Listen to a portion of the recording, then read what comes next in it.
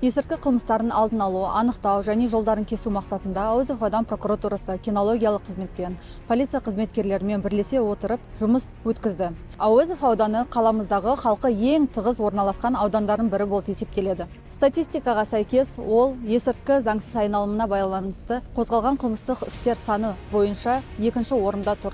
Қазақстан Республикасы Ішкі істер министрлігі кинология орталығы арнайы дайындық бөлімшесінің жедел уәкілі полиция капитаны Кадыр қызметтік итім лақабаты Шеппи мен Әуезов ауданының прокуратура қызметкерлерімен бірлесіп есірткі құралдарын тасымалдау, сақтау, жөнелту іс-шаралары бойынша жұмыс атқардық.